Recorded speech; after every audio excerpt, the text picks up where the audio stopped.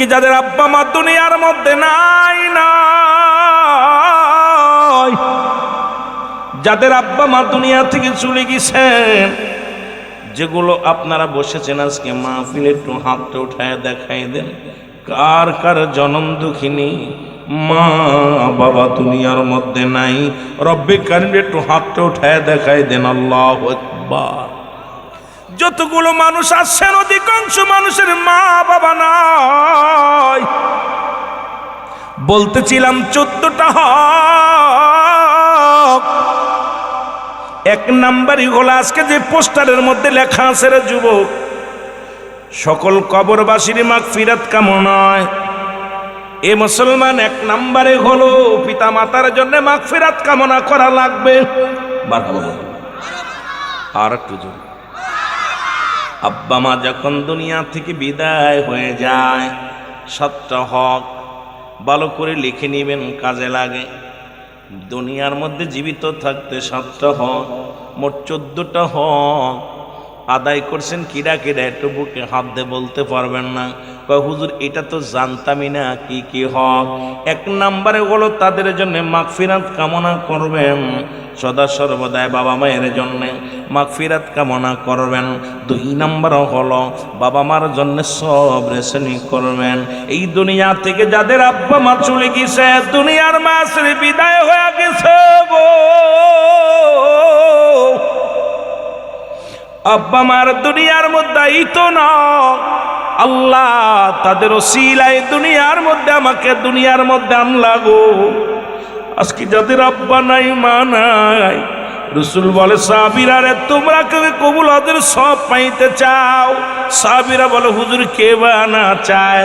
নবী বললেন শোনো সাহাবীরা শোনো, তোমরা বাড়িতে যায় যারা দেখবা তোমার আব্বা মার মুখের দিকে মায়ের নজরে তাকাইবা, একবার তাকানোর সঙ্গে সঙ্গে একটা করে কবুল হজের সব তোমার আমল নামায় লেখা হবে। আব্বা মারে যে সালাম দিবা আসসালামু আলাইকুম মা বাবা, তোমার আমল নামায় একটা করে কবুল হজের সব লেখা হয়ে যাবে। সাহাবীরা বলে ইয়া রাসূলুল্লাহ এই কাজটা যদি আমরা একাধিকবার করি? নবীজি বললেন যতবার তুমি করবে, যতবার তোমার মায়ের মুখের দিকে তাকাইবা, যতবার তোমার বাবার মুখের দিকে তাকাইবা, একটা করে কবুল হজের সব লেখা হয়ে যাবে। জোরে বলা যাবে না মারহাবা। আব্বা মা ডাকলে মুখটা খামলিম হয়ে যায়। ও যুবক, এই দক্ষিণ গাজীপুরের যুবকেরা শোনো, দিলের কান্ডা লাগা শোনো গো। এই দুনিয়ার মধ্যে পিতা মাতা এত বড় নিয়ামত আমরা বুঝি নাই। আমার রাসূল যখন বললেন সাহাবীদের চোখে পানি, সাহাবীরা কান্দে। আমার নবী বলে সাহাবীরা রে তোমরা কেন কান্দো? বলে ইয়া রাসূলুল্লাহ ইয়া হাবিবাল্লাহ, আজকে কান্দি কারণ এই আমলটা যদি আগে শুনতাম। আজ 1 মাস হয়ে গেল আব্বা জান মারা গেছে, 15 দিন হয়ে গেল মা দুনিয়া থেকে বিদায় হয়ে গেছে, 1 সপ্তাহ হয়ে গেল আব্বা মা দুজনই বিদায় হয়ে গেছে। এই দুনিয়ার মধ্যে আমাদের বাবা মা নাই রে। আমার নবীজি ডাকতে বলে সাহাবীরা রে তোমরাই বুঝিয়েছি, আরে এই দুনিয়ার মধ্যে আমি নবীর মা নাই, এই দুনিয়ার মধ্যে আমার বাবা নাই, আমার মতো এতিম কেউ নাই, আমার মতো এতিম কেউ নাই।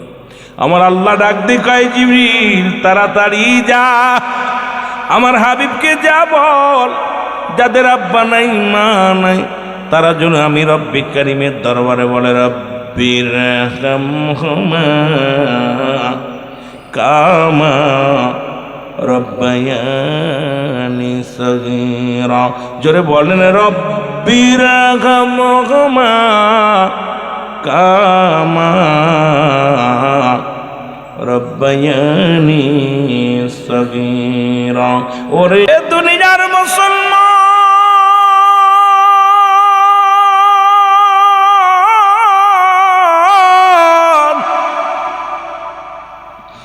বলতেছিলাম 2 নম্বর হলো 2 নাম্বার হলো তাদের জন্য সব রেশনি করে। 3 নাম্বার হলো পিতা মাতার ঋণ পরিশোধ করা। এই দুনিয়ার মধ্যে আব্বা মা যদি ঋণী হয়ে মারা যায়, বাবা মার জন্য আজকে সামনে লাশ নিয়ে মাপ চায়, ক্ষমা চায়।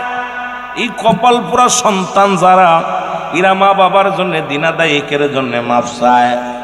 ওরে তোর বাবারে ছোট করিস না, তোর বাবারে এই দুনিয়ার মধ্যে মানুষের সামনে লজ্জা দিস না।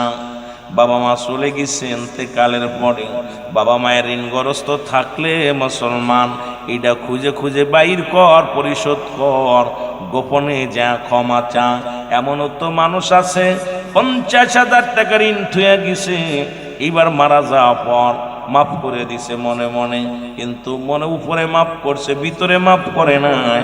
মনে মনে গালি দেয়, বেটা মরে গেল, মারেও গেল। এই রকম অসংখ্য মানুষ আমরা এই ভুলটা করি। এই জন্য রাসূল বলছে তোমাদের পিতা মাতা যখন মারা যাবে, তাদের ঋণগ্রস্ত থাকলে তাদের ঋণ পরিশোধ করা লাগবে। জোরে জোরে চিল্লায়া বলা যাবে না সুবহানাল্লাহ। 3 নাম্বার ঋণ পরিশোধ করবেন। 4 নাম্বার, এ যুবক লেখে নাও, 4 নাম্বার হলো পিতা মাতার ওসিয়াত গুলো পূরণ করবেন। শরীয়ত মোতাবেক ওসিয়াত গুলো, যেটা আমার বাবারা আমার ওসিয়াত এবং একটা নসিয়াত, একটা ওসিয়াত। যেটা ওসিয়াত নসিয়াত হলো দুনিয়ার মধ্যে থাকাকালীনে, জীবিত অবস্থায় থাকাকালীনে মুসলমান সবল জ্ঞান এবং সুস্থ মস্তিষ্কে সন্তানদের অনেক সময় আগের জ্বালাও কোনো সময় উপদেশ দেয়, যেটা হলো মুসলমান ওসি নসিয়াত বলা হয়। নসিয়াত করে, বাবা এইটা করো, এটার মধ্যে মঙ্গল আছে, এটা করবে, এটার মধ্যে কল্যাণ আছে, এই কাজটা করো, এই কাজটা করো না।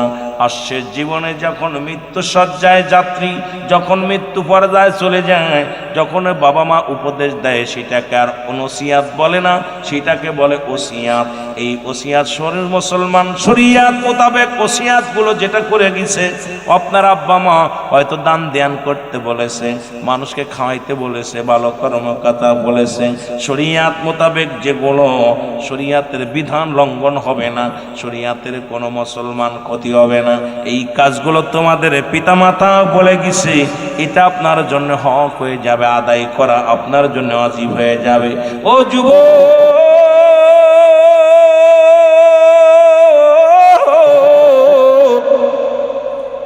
আপনাদের কাছে অনুরোধ করে যাব, এই ওসিয়াতগুলো শরিয়াত মোতাবেক তাদের পালন করতে হবে।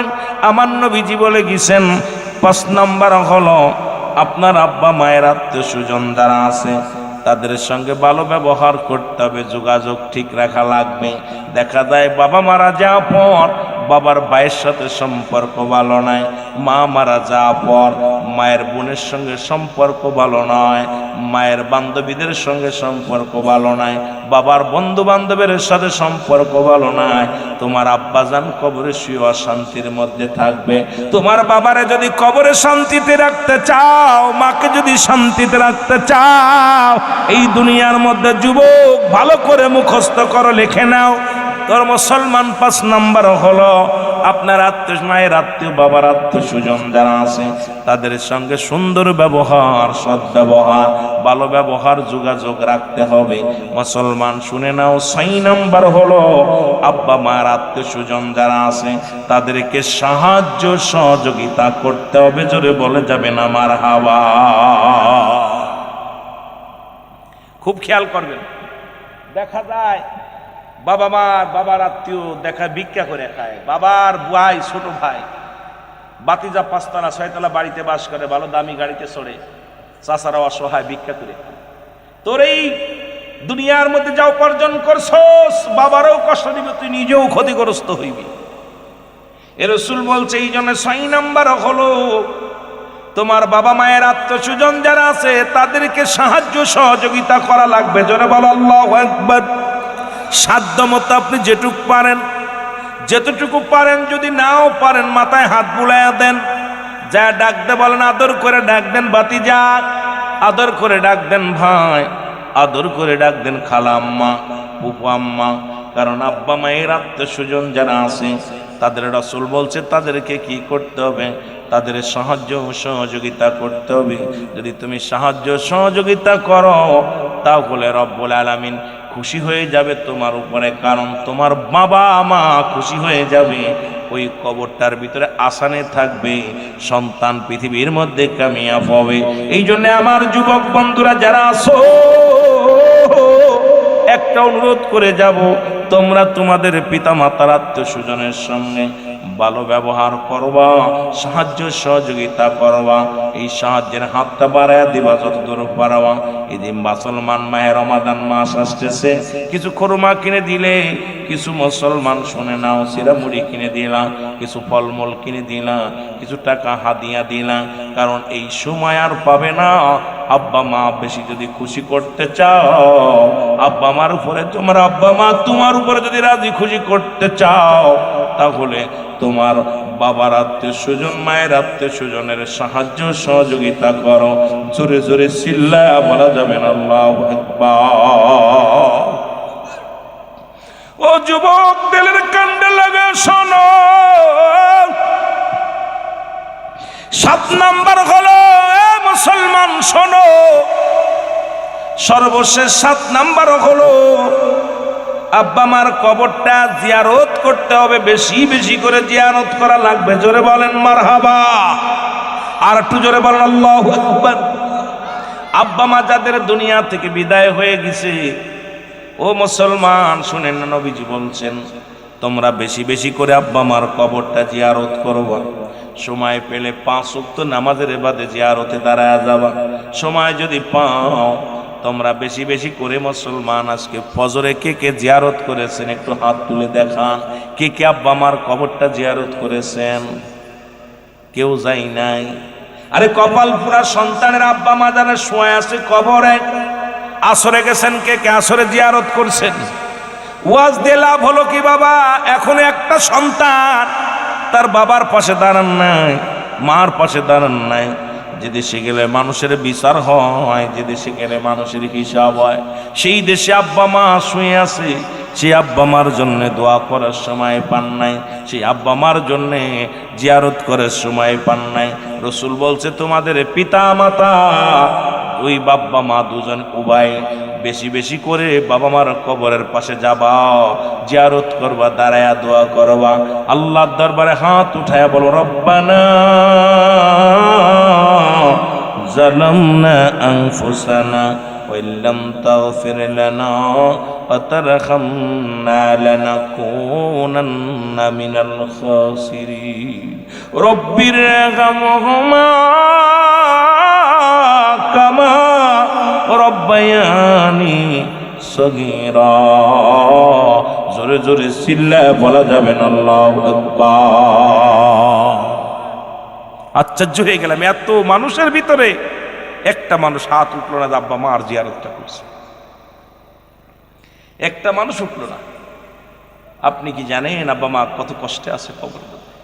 চির বিদায় দিয়ে দিচ্ছেন, বিদায় দিয়ে দিচ্ছেন, কবরে শুয়ে আছে। তারা কোন হালাতে আছে কেউ খবর নেন নাই। কোন হালাতে আব্বা মা আছে, কোন হালাতে মা আছে, কোন হালাতে বাবা আছে। তবে বলতে পারেন হুজুর বাপ মার কবরের পাশে কিতা কর্ম শোনেন। বাবা মার কবরের পাশে সালাম দিবেন, আসসালামু আলাইকুম ইহানাল কবর। ওই দাঁড়ায়া আস্তাগফিরুল্লাহ 7 বার পড়েন, আস্তাগফিরুল্লাহ রাব্বি মিন কুল্লি জামবি ওয়া আতুবু ইলাইহি লা হাওলা ওয়া লা কুওয়াতা ইল্লা বিল্লাহ। মুসলমান সূরা ফাতিহা একবার পড়বেন, আলহামদুলিল্লাহ সূরা আলহামদুলিল্লাহি রাব্বিল আলামিন আর রহমানির রহিম মালিকি ইয়াউমিদ্দিন ইয়্যাকা না'বুদু ওয়া ইয়্যাকা নাস্তাঈন ইহদিনাস সিরাতাল মুস্তাকিম সিরাতাল লাযীনা আন'আমতা আলাইহিম গায়রিল মাগদুবি আলাইহিম ওয়ালাদ-দাল্লিন। এটা 2 বার পড়বেন মুসলমান, 2 বার 3 বার পড়বেন। একবার যদি কোনো ব্যক্তি সূরা ফাতিহা একবার পড়ে 15 পারা কোরআন শরীফের সওয়াব তার আমলনামায় লেখা হয়ে যায়। এবার মুসলমান 3 বার, একবার সূরা ইখলাস পড়বেন, বিসমিল্লাহির রহমানির রহিম কুল হুয়াল্লাহু আহাদ আল্লাহুস সামাদ লাম ইয়ালিদ ওয়া লাম ইউলাদ ওয়া লাম ইয়াকুল আল্লাহু কুফুয়ান আহাদ। এই সূরাটা যদি কোনো ব্যক্তি একবার তেলাওয়াত করে তার আমলনামায় 10 পারা কোরআন শরীফের সওয়াব লেখা হয়। এবার মুসলমান 2 বার 3 বার পড়লে খতম। আপনি 10 বার পড়বেন সূরা ইখলাস, 10 বার পড়বেন, এরপরে দুরূদ শরীফ যেটা পারেন সেটা পড়বেন। দুরূদ শরীফ পড়লে নবীজি খুশি হয়ে যায়। যেটা পারবেন সবচেয়ে যেটা পারবেন সেই দুরূদটাই পড়বেন। তবে আল্লাহুম্মা সাল্লি আলা সাইয়্যিদিনা মাওলানা মুহাম্মদ ওয়া আলা আলি সাইয়্যিদিনা মাওলানা মুহাম্মদ। কতদূর আল্লাহুম্মা সাল্লি আলা মুহাম্মাদিন ওয়াসিলাতি ইলাইকা ওয়া আলিহি ওয়াসাল্লিম। সর্বপ্রথম আপনি তওবা করে খুশি করলেন আমার আল্লাহরে, তওবাকারীকে ভালোবাসে আমার আল্লাহ, তওবাকারীকে পছন্দ করে। মুসলমান বাবারা আমার, কিন্তু আমার নবী আর কোন নবী আসবে না। এই তওবা করবেন বেশি বেশি করে। প্রথমে তওবা করলেন, তওবাকারীকে আল্লাহ ভালোবাসে। এবার আপনি 4 খতম কোরআন শরীফের সব আমলনামায় লিপিবদ্ধ হয়ে গেল। দুরূদ শরীফ পড়লে নবীজি খুশি হয়ে যায়। এবার হাত উঠায় ডাক দিয়ে বলেন রব্বিরহামহুমা কামা রব্বায়ানি সগীরা। আরে মাওলানা সাহেব, এই মুফতি সাহেব, সাধারণ পাবলিক যদি এটা না পড়ো, কবরের পাশে হাতটা উঠায় বলো রব্বে কারীম, জনম দুঃখিনী মা শুয়ে আছে, বাবা শুয়ে আছে রে আল্লাহ, আব্বা মার গুনাহ মাফ করে দাও, বাবা মার জীবনের গুনাহ মাফ করে দাও। তুমি বাংলা ভাষায় ডাকতে বলো ওই রব্বিরহামহুমা কামা রব্বায়ানি সগীরা। যদি না পারো কবরের পাশে দাঁড়ায় বলো আল্লাহ আমার আব্বা আমার ছোট গুনাহ মাফ করে দাও, বড় গুনাহ মাফ করে দাও। আল্লাহ এই কবরখানা তুমি জান্নাতের বাগান বানিয়ে দাও। আল্লাহ গো আব্বা আমার জীবনের গুনাহগুলো মাফ করে দাও। এ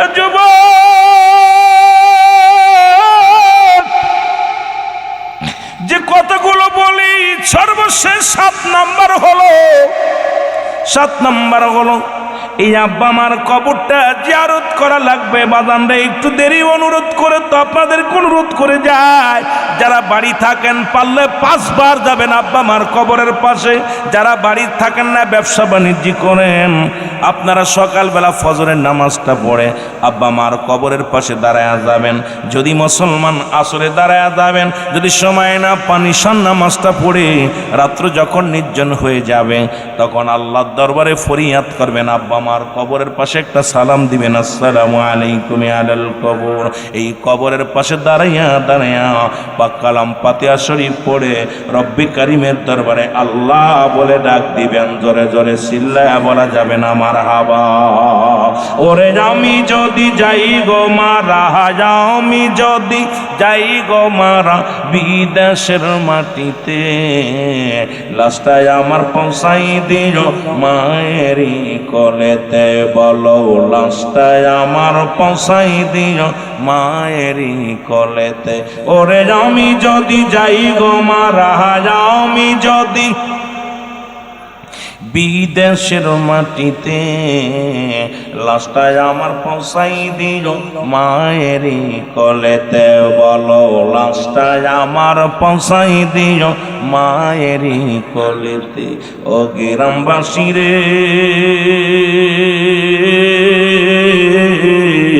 একটা দাবি তোমাদের কাছে, ও মহল্লাবাসী রে, একটা দাবি করি তোমাদের কাছে। জন্মের পরে যে কোলেতে রাখছে আমার মা,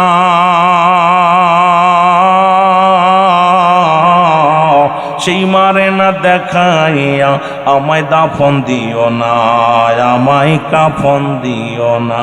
আমার মায়ের মুখটি দেখলে পারে, আমার মায়ের মুখটি দেখলে পারে শান্তি পাব কবরে, লাস্টায় আমার পৌঁছাই দিও মায়েরই কোলেতে, বলো লাস্টায় আমার পৌঁছাই দিও মায়েরই কোলেতে।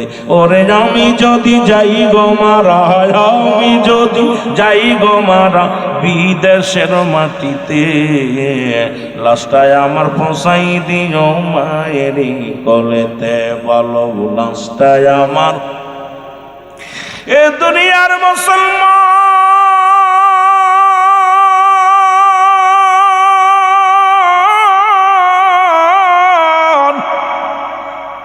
এতু গেল এন্তেকালের পরে 7টা হক, জীবিত থাকতে 7টা হক। আব্বা মার, যাদের আব্বা মা জীবিত আছে হাত দুটি তুলে দেখাও, জোরে জোরে বল আল্লাহু আকবার।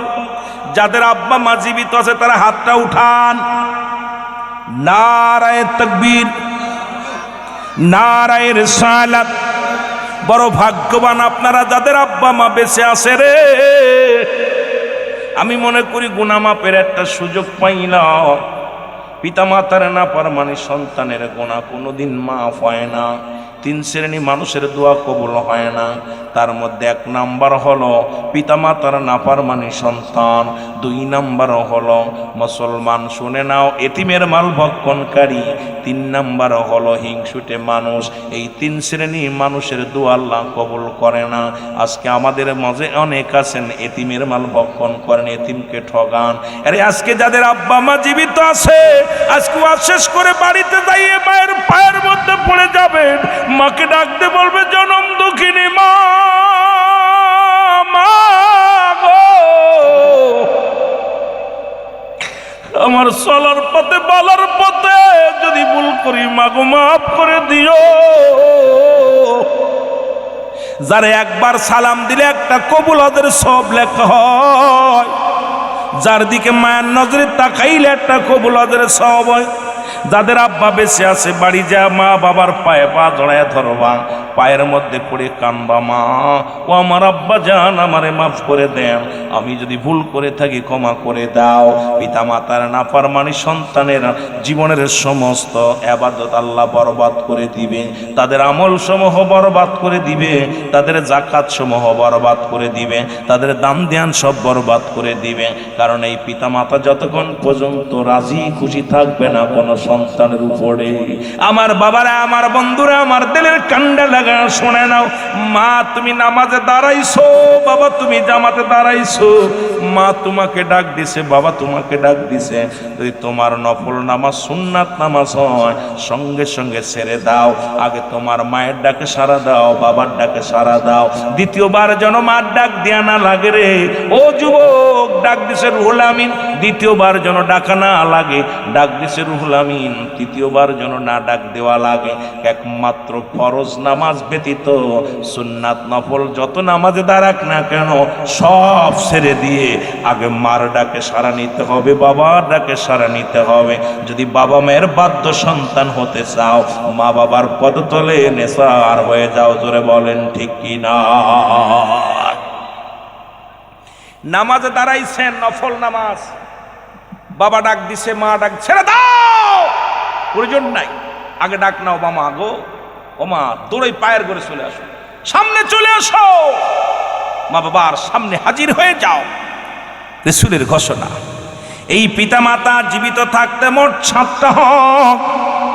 1 নাম্বার হলো, 1 নম্বরে সর্বপ্রথম হলো তাদের মর্যাদা, সবচেয়ে বেশি মর্যাদা তাদের দিতে হবে রে মুসলমান। মর্যাদার আসন পৃথিবীর মধ্যে আল্লাহর পরে হলো আব্বা মার।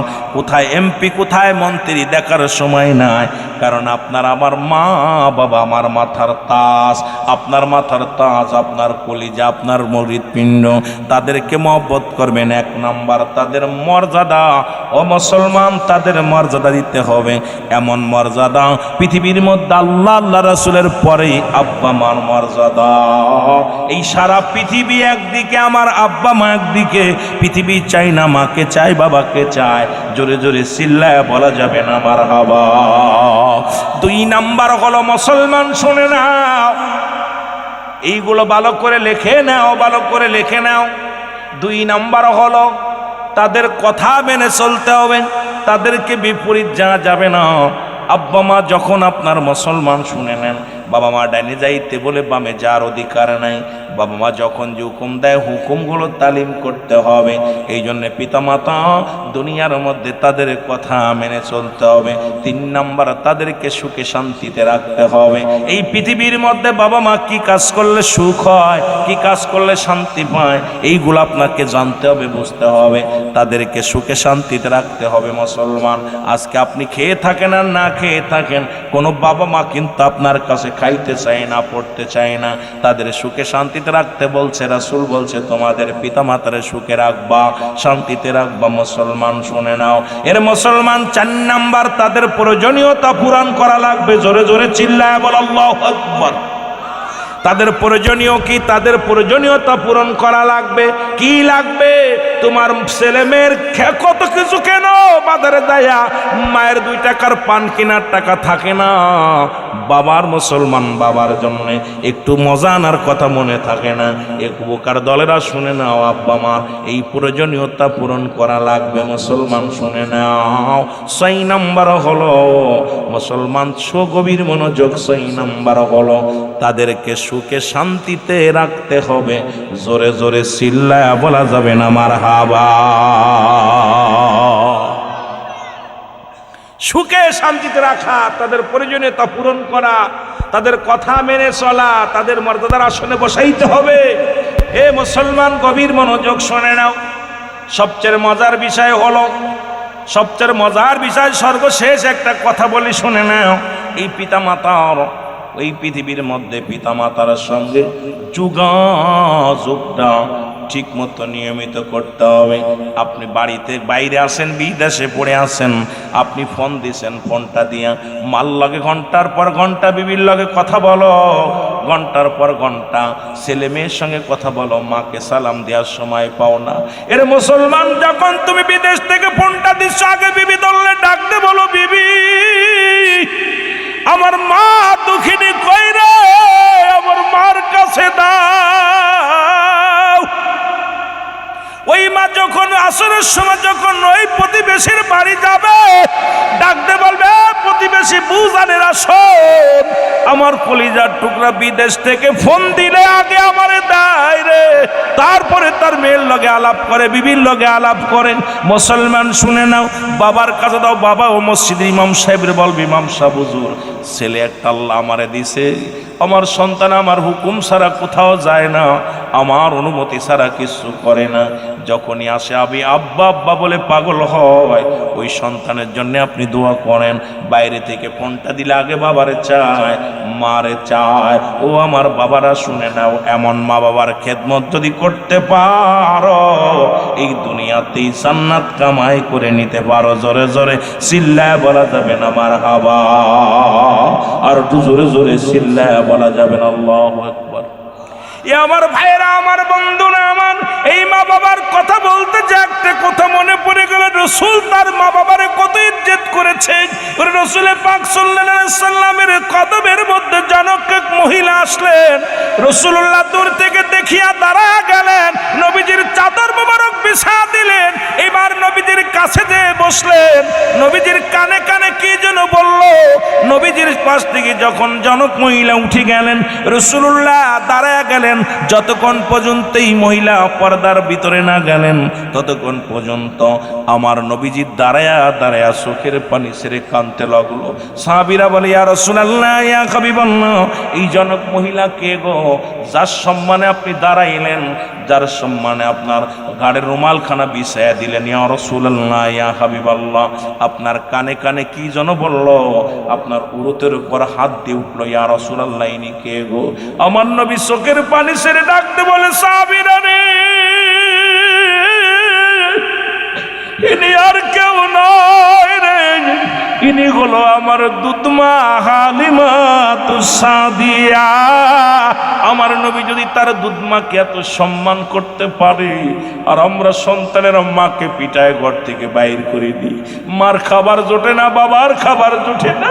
তুমি যত বড় আলেম হও না কেন, যতবার তুমি হজ করো, যতই তুমি কুরবানি দাও, তোমার আব্বা মা তোমার উপরে রাজি নয়, জীবনের সব কিছু বরবাদ, সব কিছু বরবাদ হয়ে যাবে। জোরে জোরে চিল্লায় বলা যাবে না আল্লাহু আকবার। আমার ভাইয়েরা, আমার বন্ধুরা, আমার শুধু তাই নয়, রসুলের কাছে আসতেন, রসুলের সাহাবীরা দৌড়ে আসলেন, ইয়া রাসূলুল্লাহ, ইয়া হাবিবাল্লাহ, নবী গো,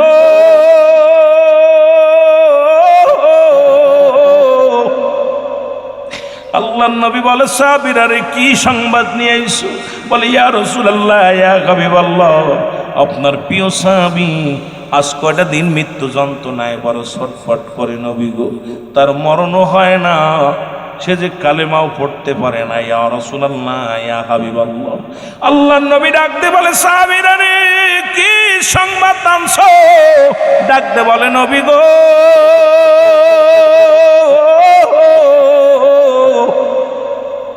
ইয়া রাসূলুল্লাহ, ইয়া হাবিবাল্লাহ, আপনার আলকামা প্রিয় সাহাবী আজ কটা দিন মৃত্যু যন্ত্রণায় ছটফট করে, মরণও হয় না, কালেমাও পড়তে পারে না। ইয়া রাসূলুল্লাহ, ইয়া হাবিবাল্লাহ, ওই মৃত্যু যন্ত্রণায় ছটফট করে, মৃত্যু যন্ত্রণা যে কত কঠিন আল্লামা মুফতি আমজাদ আলী সাহেব তার কিতাবের মধ্যে লিখলেন। আমজাদ আলী সাহেব কিতাবের মধ্যে লিখলেন, বারে শরিয়ত, এই কিতাবের মধ্যে লিখতে যা বললেন, দুনিয়ার মানুষ শোনো, মানুষ যখন মারা যায় 70টা তাজা উটের গায়ের চামড়া জবাই না করিয়া উল্টো দিকে টান দিয়া লবণ আর মরিচ লাগা দিলে যতটুক যন্ত্রণা হয়,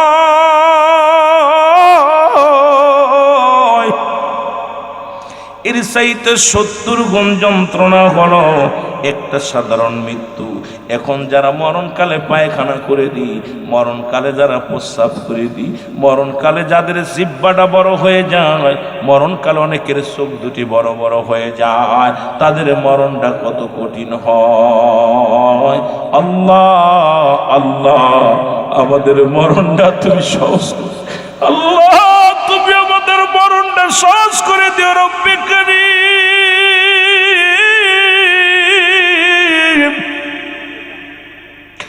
ওই মরণের সময় আমাদের জবান দিয়ে কালেমা জারি করে দিও, জোরে জোরে চিল্লায় বলা যাবে আল্লাহু আকবার।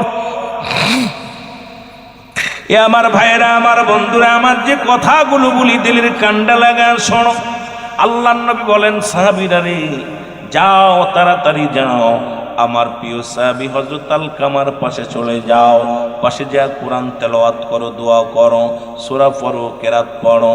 আমার বাবারা, আমার আপনাদের অনুরোধ করি, অনেকে একটা কথা বলেন, মৃত্যুর সঙ্গে পাঞ্জা লড়ে না রে বাজান, না, মৃত্যুর সঙ্গে পাঞ্জা লড়বেন, আজরাইল কি হাত পা দিয়ে আপনার সঙ্গে হট্টগোল করবে না, বলবেন মৃত্যু শয্যায় সজ্জিত। যখন আলকামা রাদিয়াল্লাহু তাআলা মৃত্যু শয্যায় সজ্জিত, জীবনটাও বাইর হয় না, মরণও হয় না, কালেমাও পড়তে পারে না, আমার নবীর কদমের মধ্যে নালিশ আসলো, নবী গো, আপনার সাহাবীর তো মৃত্যুবরণ হয় না, কালেমা পড়তে পারে না। আমার নবী ডাকতে বলে, সাহাবীরা রে, তোমরা যাও, আমার আলকামার চারিদিকে গুইরা গুইরা, চারিদিকে বইয়া বইয়া দোয়া দুরূদ পড়ো, কালেমা পড়ো, আর পড়ো আশহাদু আন্না ইলাহা ইল্লাল্লাহু وحده لا شريك له أشهد أن محمدا عبده ورسوله। জোরে জোরে চিল্লায় বলা যাবে না মারহাবা। যখন মৃত্যু সজ্জায় কোনো ব্যক্তি হয়, কালেমা শাহাদত পড়ো, কালেমা পড়ো, দুরূদ পড়ো, তোমার ওই আপনজনদের পাশে দাঁড়ায় দাঁড়ায় কোরআন তেলাওয়াত করো, যদি কিছু না পারো তওবা করো, ইস্তেগফার করো, কালেমা পড়ো মুসলমান, দুরূদ শরীফ পড়ো, বাবা মায়ের কবরের পাশে দাঁড়ায়, বাবা মায়ের ওই মৃত্যু সজ্জায় যখন যাত্রী হয়, তখন বেশি বেশি করে তার জন্য দোয়া করো।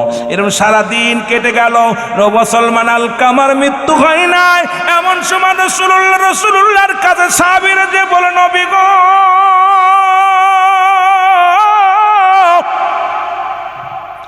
ও মায়ার নবী, দয়াল নবী, নবী গো,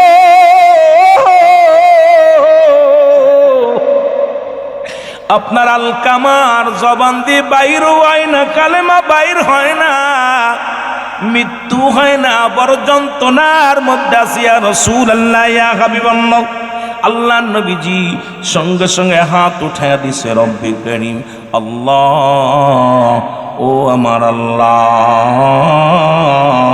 তুমি আমার আলকামারে মাফ করে দাও। সঙ্গে সঙ্গে মুসলমান শুনে নাও, জিবরিল আমিনকে আল্লাহ পাঠিয়ে দেয়, কয় জিবরিল যাও আমার হাবিবরে বলো সেই জন্য আজকে হাতটা নামায় নেয়। কারণ আজকে হাতটা নামায় নেয়, আজকে আমার হাবিবের দোয়া কবুল করতে পারছি না, কারণ এই দুনিয়ার মধ্যে আমার আলকামার মা এখনো জিন্দা। জোরে জোরে চিল্লায় বলা যাবে না মারহাবা। এর মা বাবার কথা মতো যে চলে না, আল্লাহ নবীজির দয়া তার ভাবি না। বাইরে আল্লাহ নবীজির দয়া তার ভাবি না। বলো মা বাবার কথা মতো যে চলে না, আল্লাহ নবীজির দয়া তার ভাবি না। বাইরে আল্লাহ সবাই মহব্বতে বলেন আল্লাহ নবীজির দয়া তার ভাবি। মা বাবা তোর অতি আপন, তাদেরকে পায়া তাদের বুঝল না, সুন্দরী বিবি পায়া তাদের বুঝল না, আল্লাহ নবীজির দয়া তার পাবি না। বাইরে আল্লাহ নবীজির দয়া তার পাবি না। মা বাবার কথা মতো যে জন চলে না, বলো মা বাবার কথা মতো যে জন চলে না, আল্লাহ নবীজির দয়া তার ভাবি না। বাইরে আল্লাহ এ যুবক দিলের কান্ডা লাগা শোনো, আল্লাহ নবী হাত উঠা কান্দে রব্বে কারীম,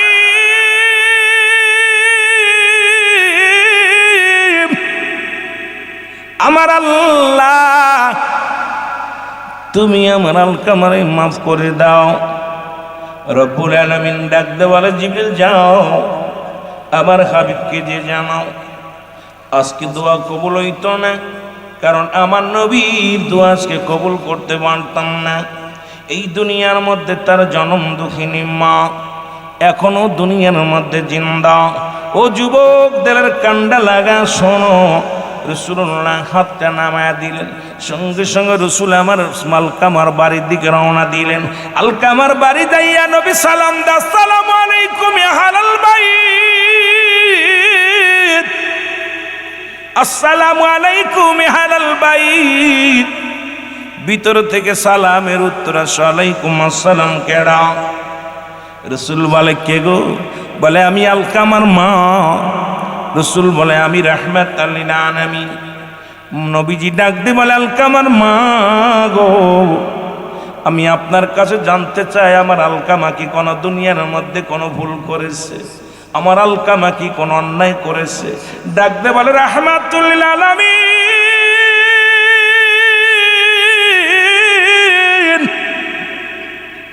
আমার আলকামা জীবনে এক ওয়াক্ত নামাজ ছাড়ে নাই, আমার আলকামা জীবনে একটা গুনাহ মিথ্যা কথা বলে নাই, আমার আলকামা জীবনে মানুষকে ঠগায় নাই, আমার আলকামা জীবনে কোনোদিন অন্যায় করে নাই। রসুল বলে মা গো, তাহলে আমার আলকামার এত মৃত্যু যন্ত্রণা এত কষ্ট হয় কেন গো মা? রসুল বলে আলকামার মা গো, তাহলে আমার আলকামার জবান দিয়ে কেন কালেমা বাইর হয় না? কেন মৃত্যু যন্ত্রণা এত কঠিন হয়? কেন এত কষ্ট পায়? আমা গো, তুমি আমার আলকামারে মাফ করে দাও, তুমি মা গো মা, তুমি ক্ষমা করে দাও। বুড়িমা ভিতর থেকে ডাক দে বলে বাবা মুহাম্মদ, ওরে আমার বুকের ভিতরে যে কষ্ট রে, আমি জনম দুঃখিনী মা, জীবনে যে কষ্ট পেয়েছি রে, আমার জীবন গেল ওরে ক্ষমা করতাম না। বলে মা গো কি অপরাধ করেছে তোমার কলিজার টুকরার সন্তান? বলে বাবা মুহাম্মদ সারা জীবন সে বোর কথার মূল্যায়ন করত, সারা জীবন সে বোর পরামর্শ অনুযায়ী চলত। আমি জনম দুঃখিনী মায়ের কোনো কথায় গুরুত্ব দিত না, মার কোনো কথার চেয়ে তার কাছে মূল্যায়ন ছিল না। এই জন্যে আমার অন্তরের ভিতরে বড় কষ্ট। আজকে বোর কথা শুই না, মারে ঘর থেকে বাইর করে দাও। বোর কথা শুনে মাকে পিটাও রে অসংখ্য। যখন এই ফেসবুকের মধ্যে যায় সন্তানের হাতে বাবা খুন, সন্তানের হাতে সন্তানের হাতে বাবা মা লাঞ্ছিত, ঘর সারা হইয়া পথে পথে ভিখারি হয়ে ঘুরে বেড়ায়। খোদার কসম করে বলি রে, বাবা মার দিকে যখন তোর রাগ নজরে তাকাস, রব্বে কারিম এত বেজার হয়, এত মুসলমান অত কষ্ট পায়।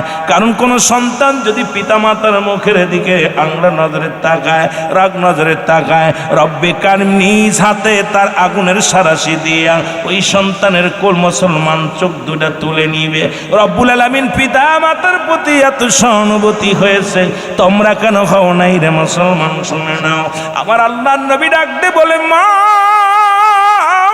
গো, তুমি আমার আলকামারে মাফ করে দাও। ও মা, তুমি আমার আলকামারে মাফ করে দাও। মা ডাক দে বলে বাবারে, বুকের ভিতরে যে বেদনা, মনের ভিতরে যে কষ্ট, এই কষ্ট লয়া কেমনে আমি মাফ করবো? মাফ করতে পারবো না। সাহাবীরা ডাক দে বলে, সাহাবীরা, নবীজি ডাক দে বলে সাহাবীরা রে আয়, জলদি করে খড়ি নিয়ে আয়। খড়ি আনা হলো, আগুন আনা হলো, আগুনের সীতা বানানো হলো। আগুনগুলো যখন খড়ির মধ্যে ধরায়া দিয়া দাও দাও করে জ্বলতে শুরু করলো, আমার নবী ডাক দে বলে সাহাবীরা রে, আলকামার দেহ খানা নিয়া রে, দেরি করিস না, দেরি করিস না। আলকামার বডি খানা নিয়া আগুনের মধ্যে দিয়ে পুড়াইয়া দিয়ে দে রে, কারণ আমার আলকামা ইন্তেকালের পরে জাহান্নামে যাবে। আবার আলকামা মৃত্যুর পরে জাহান্নামী ফেরেশতারা টেনে টেনে জাহান্নামের মধ্যে নিক্ষেপ করবে। আমি নবী সইতে পারবো না, তোমরা সবাই আমার আলকামারে দুনিয়া থেকে পুরায় বর্ষ করে দাও। যখন আলকামার দেহখানা নিয়ে আগুনের দিকে যায়, ভিতরে থেকে আলকামার একটা চিৎকার বের বলে, রহমতের নবী, আমি জনম দুঃখিনী মা, জনম দুঃখিনী মা, কলিজার টুকরা সন্তানের যদি আগুনের ভিতরে পুরায়া দাও, আমি সইতে পারবো না। আমি বেঁচে থাকতে আমার কলিজার টুকরা সন্তানের গায়ে যদি আগুন লাগাও, আমি সহ্য করতে পারবো না। আমি আমার সন্তানের জীবনের সব ভুল মাফ করে দিলাম। সঙ্গে সঙ্গে আলকামার জবান দিয়ে কালেমা বাইর হয়ে গেছে, লা ইলাহা ইল্লাল্লাহু মুহাম্মাদুর রাসূলুল্লাহ সাল্লাল্লাহু আলাইহি ওয়াসাল্লাম। জোরে বলেন না মারহাবা, আর একটু জোরে বলেন মারহাবা। আমার ভাইরা, সে আব্বা মার কথা বলতে গেলে সারা দিন সারা রাত আলোচনা করলো, শেষ করতে পারবো না। অনুরোধ হলো আব্বা মা যাদের জীবিত আছে, দাঁত থাকতে দাঁতের মর্ম বোঝার দরকার। দাঁত আপনারা দেখছেন, আলোচনা শুনছেন, আবু হুরায়রা রসুলের কদমে কাঁদতেছেন। রসুল বলতে, আবু হুরায়রা তুমি কান্দো কেন? তুমি কান্দো কেন? বলে হুজুর মা মারছে। কে মারছে? জোরে বলেন না, কে মারছে? মা। রসুল ক্ষিপ্ত হয়ে বলছে, আবু হুরায়রা তোমার মা তোমাকে মারছে, নালিশ দিতেছ? তুমি কি আমার কাছে অভিযোগ দাও? তোমার মা তোমাকে মারছে। বলে, ইয়া রাসূলুল্লাহ আমি অভিযোগ দিতেছি না। আমার নবী বলছে, তুমি কেন বললা মা মারছে? ইয়া রাসূলুল্লাহ, ইয়া হাবিবাল্লাহ, আমার মা আমাকে মারছে। রাসূল বলতে, আবার তুমি বললা তোমার মা মারছে, তুমি আমার কাছে নালিশ দিতেছ? হুজুর নালিশ দিতেছি না, আমি জানি আমার নবী রাহমাতাল লিল আলামিন, দোয়া করলে বিফলে যাবে না। কারণ আমি চাই হুজুর আমার মার জন্য একটু দোয়া করেন, আমার মা যেন আমি যে পথে আসছে এই পথের দিকে যেন রওনা হয়। আমার নবী গো, আমার অপরাধ আপনার কদমে আসার কারণে আমার মা মারছে, কারণ আপনাকে পছন্দ করে না, আপনার কদম পছন্দ করে না, এই কারণে আমাকে মারছে। রাসূল হাত উঠায় দিছে, হাত উঠায় চোখের পানি ছেড়ে কাঁদতেছে। পিছন মুসলমান আবু হুরায়রা এত জোরে দোষ শুরু করছে, একদম পাগলের মতো দস্যুর। সাহাবীরা কয় যে কিরে এত ভদ্র মানুষ, এত ভালো মানুষ, দৌড়াই কেন? পিছন থেকে টেনে ধরছে, জামা ছিঁড়ে গেছে আবু হুরায়রার। আবু হুরায়রার জামা টান দিছে, পিছন থেকে পাঞ্জাবি ছিঁড়ে গেছে। দৌড়াইতেছে আর দৌড়াইতেছে, আর দৌড়ায় যায় কয় যে দেখি আমার মার কাছে আমার রাসূলুল্লাহ দোয়া আগে যায় না আমি আগে যাই? জোরে বলেন না সুবহানাল্লাহ। রসুল তো দোয়া করতেছে, দেখি আমি আগে যেতে পৌঁছায় নাকি আমার মার কাছে দোয়াটা আগে পৌঁছায়? সুবহানাল্লাহ বলেন না। কিন্তু আপনাদের কষ্ট হচ্ছে রে ভাই, আওয়াজ দেন না সুবহানাল্লাহ। কথা বুঝলাম না। নির্বাচনে সব গেছে গা, নির্বাচনের মাঠে তো সব গেছেন, যাও 2-4 জন বসে আছেন ভাই। ওদিকও দরকার, সময়ও তো নাই, কারণ 12 তারিখে নির্বাচন। এখন যারা নির্বাচন করতে তারা প্রত্যেকেই, প্রার্থী যারা আছেন প্রত্যেকেই তারা ছোটাছুটি করতেছে, সবাই জয় হওয়ার জন্য, কেউ তার পরাজয় হওয়ার জন্য দাঁড়ায় না। তাদেরও দরকার আছে ছোটাছুটি। তার ভিতর দিয়েও আপনারা বসে আছেন যারা, আল্লাহর দরবারে শুকরিয়া আদায় করে আল্লাহ আপনাদের হায়াতের মধ্যে বরকত দান করুক। সকলে বলুন আমিন। আরো জোরে বলেন আমিন। আমার ভাইয়েরা, রাসূল পাক সাল্লাল্লাহু আলাইহি সাল্লামের কদম থেকে আবু হুরায়রা যায়, মা ডাক, মা, ভিতর থেকে মা ডাক দিছে, বাজান একটু দাঁড়াও বাবা, তুমি তো অন্যায় করো নাই। কারণ আমি দেখলাম বাবা তুমি ওই রাসূলের পাক সাল্লাল্লাহু আলাইহি সাল্লামের কাছে গেছো, ভালো জায়গা গেছো, আমি তো ভুল করছি বাবা তোমাকে মেরে। দাঁড়াও, আমার ভিতরে অনুশোচনা আসছে বাবা, একটু দেরি করো, আমি ভিতর থেকে গোসল করে আসি, তারপরে তোমার কাছে আসি। রাসূল গোসল করে এসে বলে, বাবা তুমি চলো আমার নবীর কাছে নিয়ে। যে নবীর কদমে তুমি গেছো বাবা, তোমাকে মারার পর আমার ভিতরটা কেন যেন জ্বলে পড়ে যাচ্ছিল, আমি শান্তি পাচ্ছিলাম না। চলো রাসূল পাক সাল্লাল্লাহু আলাইহি সাল্লামের কদমের মধ্যে, কারণ যে নবীর কদমে তুমি গেছো সেই কদমে আমারে নিয়ে যাও। আবু হুরায়রার মা রাসূলের কদমে যে কালেমা পড়ে নিছে, লা ইলাহা ইল্লাল্লাহু মুহাম্মাদুর রাসূলুল্লাহ সাল্লাল্লাহু আলাইহি ওয়াসাল্লাম। সুতরাং আমার মুসলমান শুনে নাও, সামনে মাহে রমাদান মাস, এই রমজান মাসে আমরা রোজা রাখবো। যেহেতু রোজার আগে আপনার এলাকার মাহফিল নাই, অনুরোধ করবো 1 নম্বরে সাদ দেখবেন, যে 20টা ফজিলাত আছে এই ফজিলাতগুলো আপনারা পালন করবেন। 1 নাম্বার হলো মাহে রমাদান মাসের রোজার চাঁদ দেখবেন, চাঁদটা আগে দেখবেন। রাসূল বলছে চাঁদ দেখে রোজা রাখতে, চাঁদ দেখে রোজা ছাড়তে। সুতরাং আমাদের এখন বাংলাদেশে অধিকাংশ মানুষ কপালে চাঁদ দেখা জোটে না। আগের যুগের মানুষগুলো যখন চাঁদ দেখার জন্য মাহে রমাদান মাস যখন আসতো, শাবান মাস যখন চলে যেতেন, পরের দিন আকাশের দিকে সবার দৃষ্টি থাকতো, কখন যেন চাঁদ দেখবো। চাঁদ দেখার জন্য আমরা কত মানুষ পাগল ছিলাম। কিন্তু এখন আপনাদের ডিজিটাল করতে যাইয়া খালি এখন মোবাইলের দিকে তাকায়, কখন চাঁদ দেখা যায়, টিভির দিকে তাকায়, কখন চাঁদ দেখা কমিটি, হিলাল কমিটি বলবে চাঁদ দেখা গেছে। রাসূল বলছে যখন তুমি চাঁদ দেখবা, চাঁদ দেখে রোজা রাখা, এটা হলো উত্তম। মুসলমান 2 নাম্বার হলো চাঁদ দেখার সঙ্গে সঙ্গে পরের দিন থেকে রোজা রাখবেন। আমার বাবারা আমার রোজা রাখবেন। আমাদের দেশে কয়েকটা মাসে কয়েকটা চাঁদ দেখা পর দেখা যায় রোজা রাখা, ইফতার করা, সেহরি করা আর তারাবি পড়া, এর মধ্যে সীমাবদ্ধ আছি। ইফতার করা এই করার মধ্যে সীমাবদ্ধ আছি, আরো বাকি অনেকগুলো আছে। মুসলমান শুনে নাও, তুমি যখন ইফতার করবা, ও যুবক, রাসূল বলছে ইফতারিটা সময় মতো করে নিবে, দেরি করবে না, যত তাড়াতাড়ি পারবা। আজান দেওয়ার সঙ্গে সঙ্গে যখন বেলা ডুবে যাবে, সঙ্গে সঙ্গে তুমি ইফতার করবা। ইফতারিটা বিলম্ব করা যাবে না, আবার আগেও করা যাবে না, পাশেও করা যাবে না। উত্তম হলো সময় মতো ইফতারিটা করতে হবে, জোরে জোরে চিল্লায়া বলা যাবে না মারহাবা। সেহরিটা রাসূল বলতেন সেহরিটা শেষে করবে একদম। রাসূলের কথা হলো সেহরি করবে শেষে, কারণ এই যে আমরা দেখি সেহরি শেষ করার পরপরই আপনার মসজিদে আজান পড়ে যাবে, আজানের পরপরই জামাতে দাঁড়িয়ে যাবে। এই জন্য শেষ সময় আপনারা সেহরিটা করবেন শেষ সময়, আর ইফতার করবেন আগে। আমার বাবারা আমার 3 নাম্বার হলো, শুনে নেন বাবারা আমার, 3 নাম্বার গেল। 4 নাম্বার হলো মুসলমান তারাবি পড়বেন। এখন আমার দেশে আর একটা বিপদ, কেন ব্যক্তি তারাবি পড়লে দেখা যায় যেদিন তারাবি পড়তে পারে না ওদিন রোজা রাখে না। এ বাবারা শোনো, রোজার সঙ্গে তারাবির কোনো সম্পর্ক নাই। রোজা হলো ফরজ, তারাবি হলো সুন্নাত। যদি কোনো ব্যক্তি সুন্নাত আমল যদি ছুটে যায়, এর জন্য ফরজ কাজা করা যাবে না। তবে রাসূল পাক সাল্লাল্লাহু আলাইহি ওয়াসাল্লাম দিন ভরে রোজা রাখতেন আর রাত ভরে তারাবি পড়তেন। এই সুন্নাত নামাজ দাঁড়ায়া দাঁড়ায়া সবের জন্য, নেকির জন্য রাসূল পাক সাল্লাল্লাহু আলাইহি ওয়াসাল্লাম আল্লাহর দরবারে প্রার্থনা করতেন, কাঁদতেন। এই জন্য আমি আপনাদেরকে বলে যাই মুসলমান, সেইবার রোজা রাখবে। যদি কোনো ব্যক্তি তারাবি কোনো রকম পড়তে না পারেন, অবশ্যই রোজা রাখবেন। রোজার সঙ্গে তারাবির কোনো সম্পর্ক নাই। এর মুসলমান এখন ওইটার গুরুত্ব যদি এইটা দিন, আবার অনেকে আছেন সেহরি খাইতে পারেন না, কয় রোজা রাখতাম না, খাইতে পারেন, উঠতে পারি না, এটা আর এক বোকা। আপনি সেহরি করতে পারেন নাই, হয়তো উঠতে পারেন নাই, আপনি যখনই ঘুম থেকে উঠবেন দেখবেন সেহরি খাওয়ার সময় নাই, সঙ্গে সঙ্গে আপনি দোয়াটা করে নেবেন। বাংলা দোয়া যদি আরবি না পারেন, বলো আল্লাহ তোমার সন্তুষ্টের জন্য রোজা রাখলাম, তুমি কবুল করে নিও। জোরে জোরে বলেন না আমিন। কেন আমার দেশের অনেক ব্যাপারে আমার মুরব্বীরা এই ভুলটা করেন। অনেক সময় দেখা যায় সেহরি খাইতে পারিস না, তোরা রোজা রাখার দরকার নাই। সেহরি খাও সুন্নাত, রোজা রাখা ফরজ, ওদিকেও গুরুত্ব দিবেন। এই ভুলটা করবেন না, অনুরোধ করি বাবারা আমার, এই ভুলটা খবরদার করবেন না।